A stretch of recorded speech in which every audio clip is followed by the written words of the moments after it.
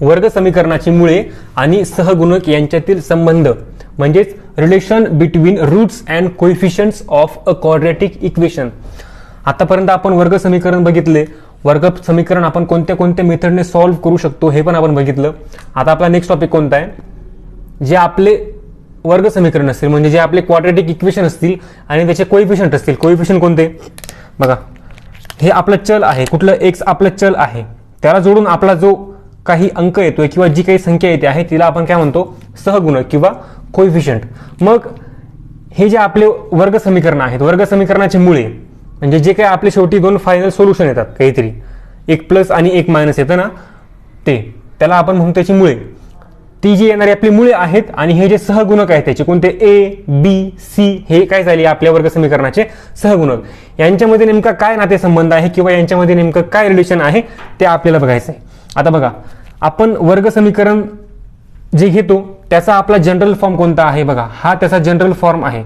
आपण साध्या स्वरूपात वर्ग समीकरणाला असं लिहितो. कसं? A x square plus b x plus c is equal to 0. आता आपण हे वर्ग समीकरण जेव्हा सॉल्व्ह करतो की जेव्हा आपण हे सोडवतो तेव्हा आपल्याला फायनली काहीतरी दोन त्याचे मूळ भेटतात. मूळ म्हणजे काय? जर आपण त्या मुळाची जी आपलं उत्तर आलेलं असतं किंवा आपले जे मूळ आलेले असतात ते जर आपण ह्या एक्सच्या ऐवजी आपण जर ह्या समीकरणामध्ये पुट केले तर आपल्याला उत्तर काय येतं? त्याच्या ज्या राईट हँड साईडला जो आकडा दिलेला असतो ते त्याचं उत्तर येतं. इथं 0 दिलाय म्हणजे आपल्याला उत्तर काय येईल? 0 येईल. आपले जर मूळ टाकले आपण त्याच्यात तर हे आपण बघितले. आता बघा, सपोज आपलं हे एक वर्ग समीकरण आहे, याचा आपला जनरल फॉर्म आहे. समजा आपण जर हे वर्ग समीकरण सॉल्व्ह केलं, जर आपण हे वर्ग समीकरण सॉल्व्ह केलं तर समजा आपल्याला दोन मुळे मिळत आहेत. कोणती कोणती? एक अल्फा आणि एक बीटा. आपण असं लिहितो ना, x is equal to alpha आणि x is equal to beta. समजा आपण हे जे आपलं वर्ग समीकरण आहे कोणतं? A x square plus b x plus c equal to 0 हे जर आपण सॉल्व्ह केलं तर आपल्याला दोन मुळे मिळत आहेत, आपल्याला दोन रूट्स मिळत आहेत. कोणते कोणते? अल्फा आणि बीटा. हे आपल्याला दोन रूट्स मिळत आहेत. आपण लिहू आर द रूट्स. आपल्याला हे दोन रूट मिळत आहेत म्हणजे काय? अल्फा आणि बीटा जर आपण एक्सच्या ऐवजी पुट केला तर आपल्याला उत्तर काय मिळायला हवं? 0. आपण समजून घेतलंय की एक्स इक्वल टू अल्फा आणि एक्स इक्वल टू बीटा हे आपल्या ह्या इक्वेशन नंबर 1 चे काय आहेत? रूट्स आहेत. असं आपण ग्राह्य धरलंय, आपण ॲज्युम केलं आहे. आता मग आपण बाय फॉर्म्युला जाऊ. बघा, हे जे आपलं इक्वेशन 1 आहे याचे रूट्स फाइंड करण्याचा आपला फॉर्म्युला कोणता आहे? कोणता आहे बरं रूट्स फाइंड करण्याचा? एक्स इज इक्वल टू काय घेतो आपण ती मेथड बघितली. जर आपल्याला अवयव पद्धतीने शोधता येत नसतील तर आपण कोणता फॉर्म्युला यूज करतो? Minus B plus minus under root of B square minus 4ac divided by 2a. बघा, हा आपला रूट्स फाइंड करण्याचा फॉर्म्युला आहे. आपल्या क्वाड्रॅटिक इक्वेशनचे रूट्स फाइंड करण्याचा आपला हा फॉर्म्युला आहे. कोणता? X is equal to minus B plus minus under root of B square minus 4ac upon twice a. हा आपला फॉर्म्युला आहे. पण आपल्याला माहिती आहे ना, आपण ऑलरेडी ॲज्युम केलंय की आपले जे मूळ आहेत ते कोणते कोणते आहेत? एक आहे आपलं अल्फा आणि दुसरा आहे आपलं बीटा. म्हणजे काय? आपलं जर आपण आपल्या फॉर्म्युल्यानुसार जर आपण ह्या किमती टाकल्या तर आपलं उत्तर काय येतंय? पहिलं उत्तर आपलं एक मूळ आपलं अल्फा येतंय आणि दुसरं मूळ आपलं बीटा येतंय. आता आपण पुन्हा ॲज्युम करू काय? याच्यामध्ये बघा दोन किमती आहेत, एकदा प्लस आहे आणि एकदा मायनस आहे.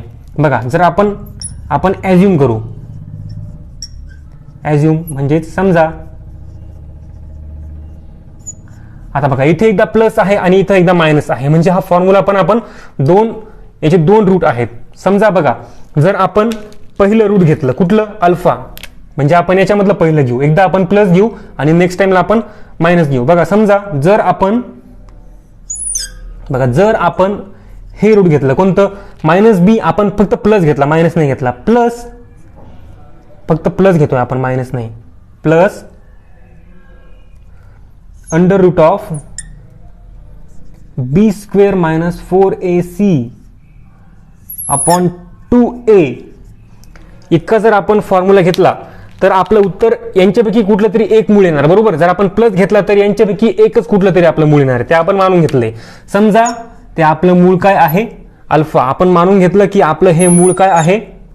अल्फा. एकदा आपण प्लस घेतला तर आपलं मूळ काय येणार अल्फा. मग आता प्लस घेतल्यानंतर जर आपलं मूळ अल्फा येतंय तर मग प्लसच्या ऐवजी मायनस घेतला तर मग कोणतं मूळ येणार ऍब्सोल्युटली उरलेलं बीटा.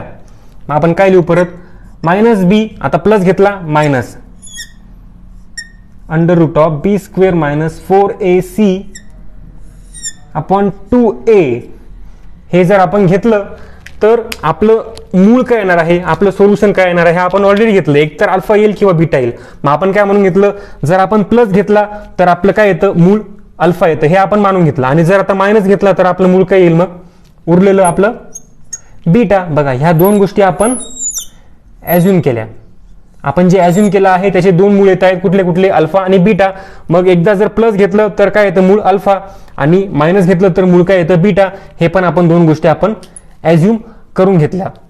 आता याच्यानंतर आपल्याला काय करायचं आहे आपल्याला हा जो आपला अल्फा आहे ही अल्फाची किंमत आणि ही आपली बीटाची किंमत यांची आपल्याला ऍडिशन करायची आहे. काय करायचं आहे आपल्याला अल्फा प्लस बीटा घ्यायचा आहे. मग तो अल्फा प्लस बीटा आपलं नेमकं त्याचं उत्तर काय येणार हे आपल्याला फाइंड करायचं आहे. आपली अल्फाची व्हॅल्यू आपण काढली आहे बीटाची व्हॅल्यू आपण काढली आहे. आता आपण काय करायचं आहे आपण दोघींची बेरीज घेऊ. आता हा अल्फा आणि हा बीटा यांची दोघांची आपण बेरीज घ्यायची आहे अल्फा प्लस बीटा. काय करायचं आपल्याला काही नाही ज्या आपल्या व्हॅल्यू आल्या आहेत ना त्या आपल्याला फक्त टाकून द्यायच्या आहेत. आता अल्फा प्लस बीटा मग अल्फाची ही जी पूर्ण टर्म आहे तिच्यामध्ये आपल्याला बीटाची पूर्ण टर्म मिळवायची. अल्फाची काय आहे पहिली term minus B plus under root of B square minus 4ac. बघा हा झाला आपला अल्फा अपॉन 2a. ठीक आहे 2a पण लिहून घेऊ आपण 2a प्लस बीटा काय आपला मायनस बी मायनस आता मायनस आहे इथं प्लस आहे तिकडे मायनस आहे minus under root of B square minus 4ac upon 2a. बघा बरं आपल्याला काही कॉमन काढता येईल का. बघा दोघींचा बेस सारखा आहे कोणता आहे 2a दोघींचा डिनॉमिनेटर म्हणजे छेद सारखा आहे आपला आपण तो कॉमन घेऊन टाकू. मग आपलं काय येईल minus B plus under root of B square minus 4ac plus minus B minus B square minus 4ac ही पूर्ण टर्म आपली आणि डिवायडेड बाय दोघींचा डिनॉमिनेटर सेम आहे म्हणून तो आपण कॉमन लिहून टाकला. करा पूर्ण आहे हे पुन्हा सॉल्व करा. काय ब्रॅकेट आपण सॉल्व करू minus B plus under root of B square minus 4ac. आता प्लस मायनस प्लस मध्ये आपण मल्टिप्लाय करू. प्लस मायनस काय होणार प्लस मायनस होणार बी मायनस बी प्लस मायनस काय होणार मायनस म्हणजे इथं काय येणार मायनस बी इथं पण प्लस मायनस काय होणार minus minus under root of B square minus 4ac याला hole divided by 2a.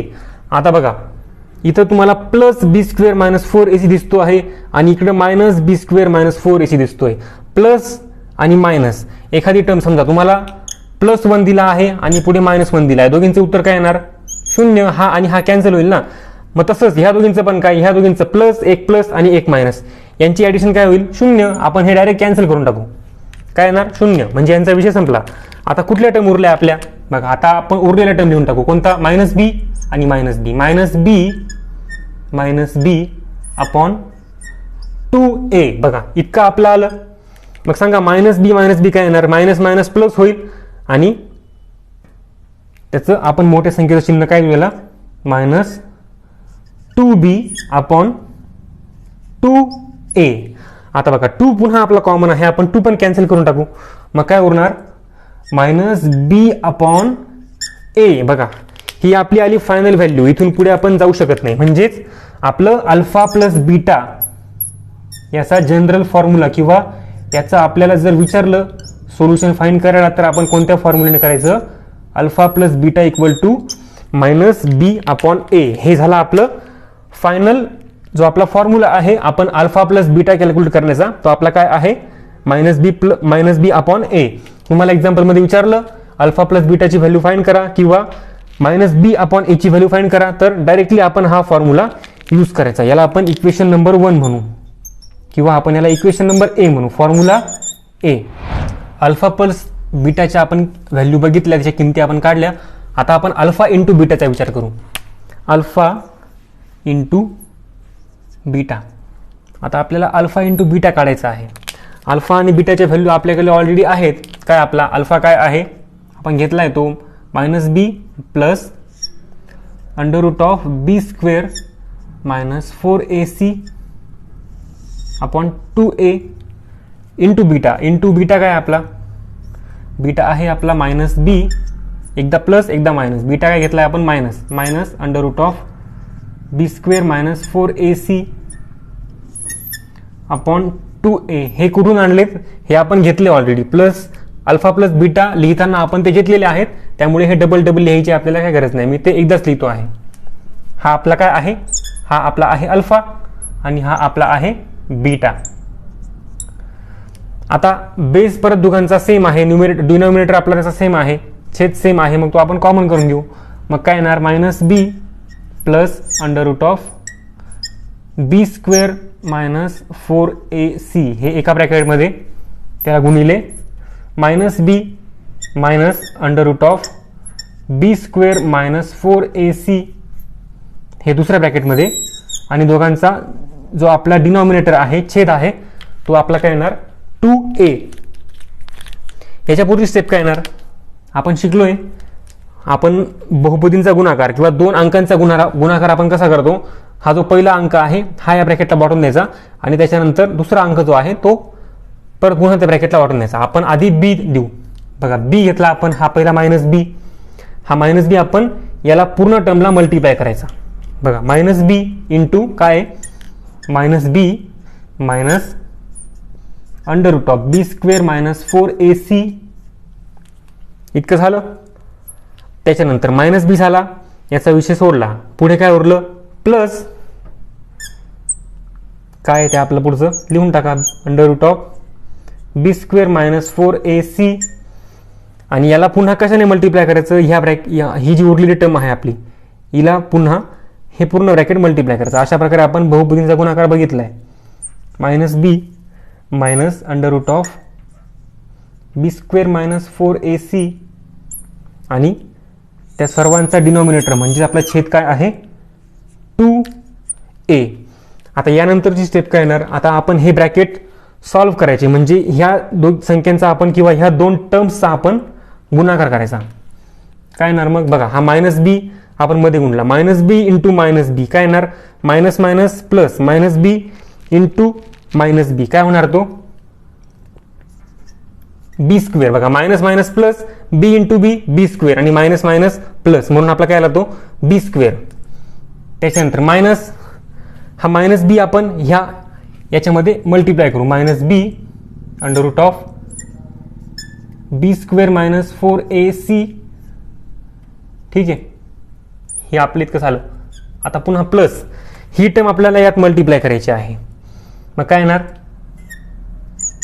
b² minus 4ac into काय पहिले इंटू -b इतकं झालं. त्याच्यानंतर पुन्हा काय आपला प्लस. बघा आता प्लस आणि मायनस, ठीक आहे लिहून घेऊ आपण direct plus b² minus 4ac. ह्या टर्मला आपण कशाने मल्टिप्लाय केला आहे, उरलेल्या टर्मने. उरलेली कोणती आहे आपली मायनस √b² मायनस 4ac आणि पुन्हा सर्वांचा डिनॉमिनेटर काय आपला कॉमन 2a.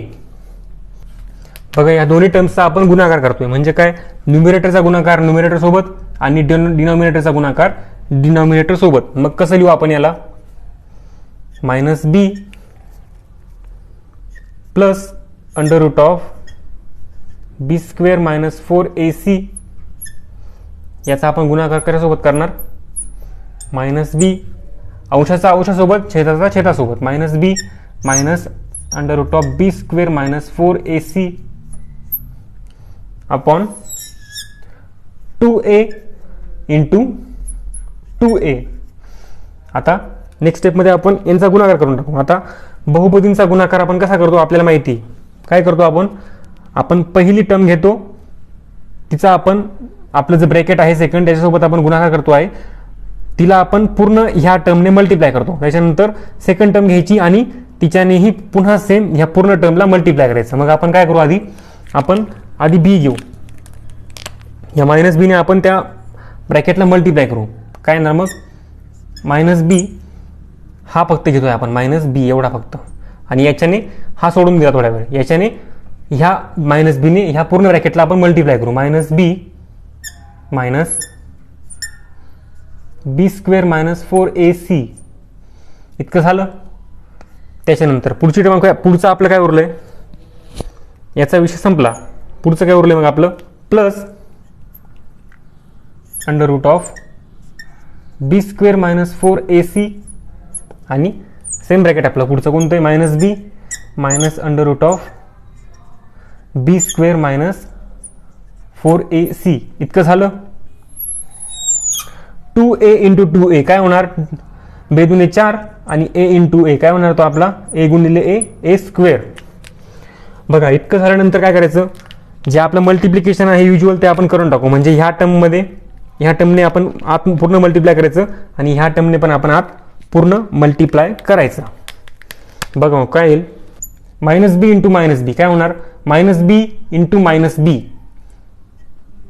ठीक आहे, आपण पुन्हा थोडं डीप वाढून घेऊ. बघा मायनस बी इंटू मायनस बी, आपण ह्या टर्मने इला मल्टिप्लाय केलं. त्याच्यानंतर पुढची टर्म कोणती, मायनस बी, आता हिच्याने इला मल्टिप्लाय करू. काय ती term, minus under root of B square minus 4ac. हे झालं आपलं पहिलं ब्रॅकेट, याचं आपण सॉर्ट आउट केलं. आता सेकंड ब्रॅकेटमध्ये काय आहे, under root of B square minus 4ac. हिच्याने आपण पहिल्या टर्मला गुणू. पहिली टर्म कोणती आहे, मायनस बी, आणि त्यानंतर हिच्याने आपण सेकंड टर्मला गुणायचं. सेकंड टर्म कोणती आहे, पुन्हा काय येणार, plus under root of B square minus 4ac. Second term कोणती आहे, minus under root of B square minus 4ac.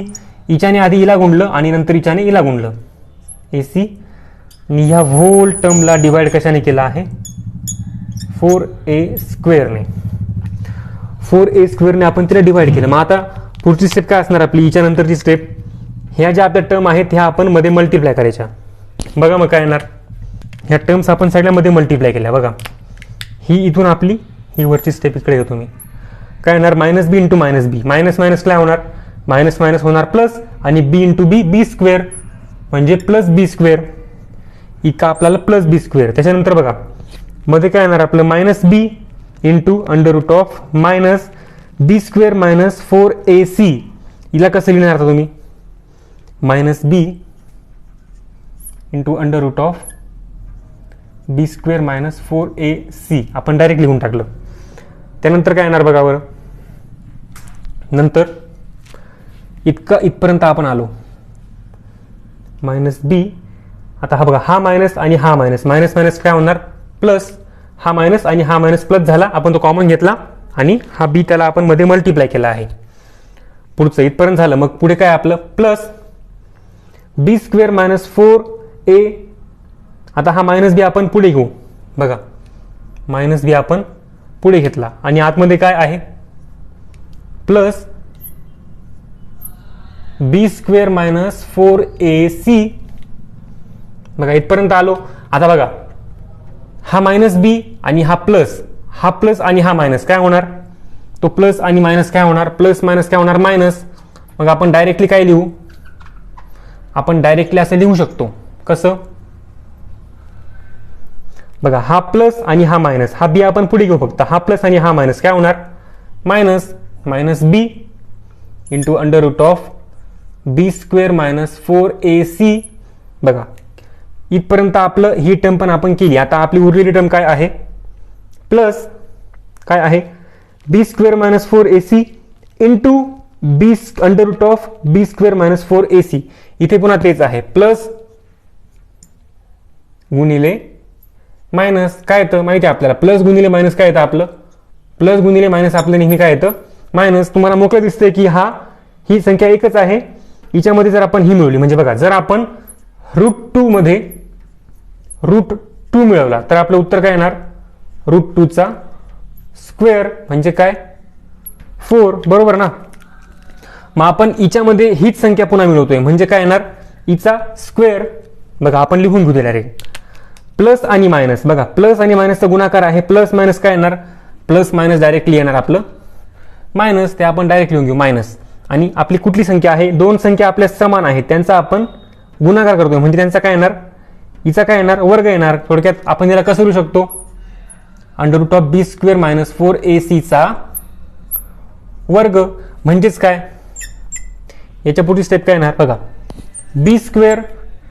आता बघा हा b² b × b² - 4ac minus b × b² - 4ac. बघा इथं आपला प्लस आहे, इथं आपला मायनस आहे. बघा ह्या दोघी टर्म तुम्हाला सेम दिसत आहेत. बघा b² × b × b² - 4ac minus b × b² - 4ac म्हणजे थोडक्यात काय आहे, 1 - 1 सेम संख्या आहे. काय येणार उत्तर 0. हा 1 पण गेला, हा 1 पण गेला. त्याच प्रकारे इथं पण सेम तुम्हाला दोन संख्या दिसत आहेत. एक संख्या दोन वेळा आली आणि एक अधिक आहे एक वजा आहे म्हणजे काय, दोघींचं उत्तर काय येणार 0. त्या आपल्या कॅन्सल झाल्या. मग काय उरलं b², ह्या तर कॅन्सल झाल्या. पुढचं काय उरलं मायनस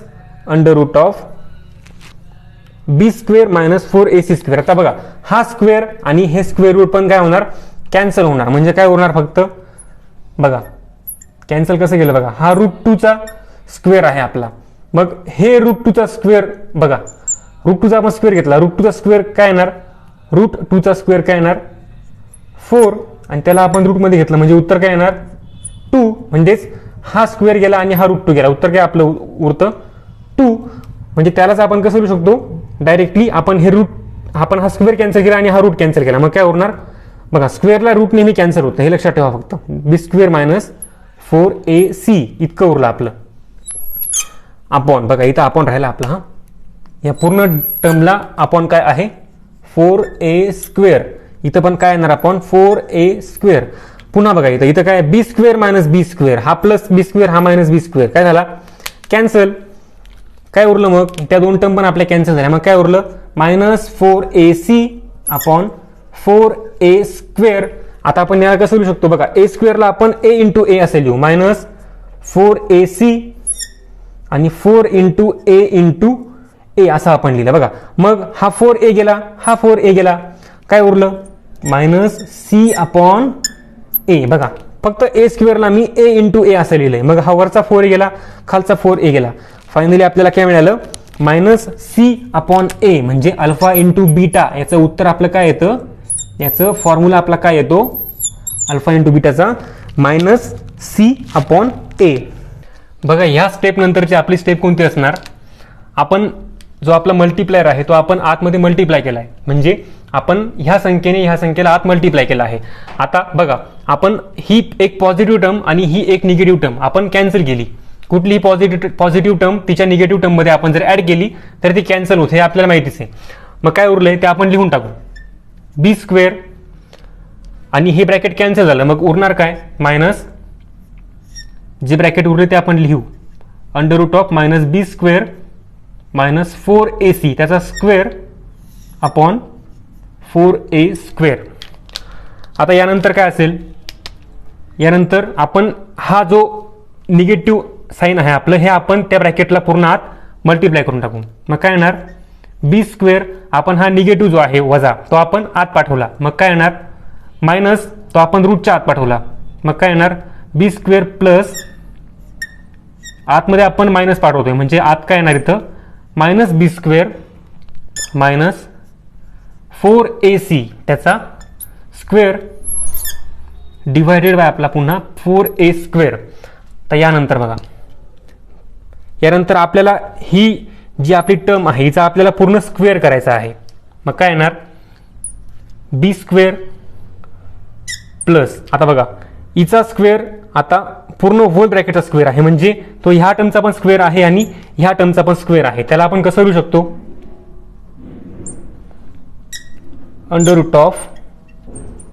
-b चा स्क्वेअर मायनस √4ac चा स्क्वेअर अपॉन 4a².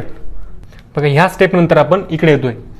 काय आपल्याला काय मिळालंय बी स्क्वेअर, आता इथून आपण कॅन्सल आउट करून ज्या आपल्या टर्म उरल्या आहेत त्या फक्त आपण इकडे लिहिल्या आहेत, इक्वल टू काय आलं मग बी स्क्वेअर मायनस ह्या दोन टर्म कॅन्सल झाल्या आणि आपल्याला शिल्लक जे आहे ते आपण लिहितोय, आपला फक्त हा एक ब्रॅकेट शिल्लक राहिला आहे, मायनस ब्रॅकेटमध्ये under root of B square minus 4ac त्याचा स्क्वेअर अपॉन 4a स्क्वेअर. यालाच आपण अजून कसं सॉर्ट आउट करू शकतो बघा, आपल्याकडे स्क्वेअर आहे आणि आपल्याकडे रूट आहे. तुम्हाला माहिती आहे स्क्वेअर आणि रूट नेहमी एकमेकांना कॅन्सल करतात. म्हणजे काय, समजा इन केस तुमच्याकडे एक संख्या आहे दिलेली √2चा स्क्वेअर. आता √2चा स्क्वेअर आपण 2 लिहू शकतो, आपण तो दोन पद्धतीने काढू शकतो. बघा √2चा स्क्वेअर काय येणार, √2 इंटू √2, त्याला आपण असं लिहू शकतो. म्हणजेच तो काय येतो 2. आणि आपण जर हा स्क्वेअर आणि हा स्क्वेअर रूट डायरेक्ट कॅन्सल केला तरी आपला आन्सर काय येणार आहे 2. मग आपण सेम मेथडने काय केलं, आपण हा स्क्वेअर कॅन्सल केला आणि हा रूट कॅन्सल केला. मग आपल्याकडे काय उरलं फक्त बी स्क्वेअर मायनस, आता हा रूट पण गेलाय स्क्वेअर पण गेलाय, आतमध्ये काय उरलंय मायनस बी स्क्वेअर. आता हा मायनस आपण आत मल्टिप्लाय करतोय, हा ब्रॅकेटच्या आत मल्टिप्लाय केला. मग हा मायनस मायनस काय होणार, हा मायनस आत गेला, हा मायनस आणि हा मायनस झाला आपला plus 4ac upon डिनोमिनेटरला 4a square. आता बघा बी square minus B square plus बी स्क्वेअर आणि मायनस बी स्क्वेअर, एक संख्या आपण त्याच संख्येतून वजा केली, आपलं उत्तर काय येणार 0. म्हणजे ही आपली होणार कॅन्सल. फायनली काय उरलं आपलं 4ac अपॉन, आता हा 4a स्क्वेअर आहे, आपण a स्क्वेअरला a इंटू a असं लिहू. बघा a स्क्वेअर लिहिलं काय आणि a इंटू a असं लिहिलं काय, सारखंच ना. मग पुन्हा हा जो अंशस्थानचा 4a आहे हा छेदस्थानच्या 4a सोबत कॅन्सल होईल. मग फायनली उरलं काय c अपॉन a.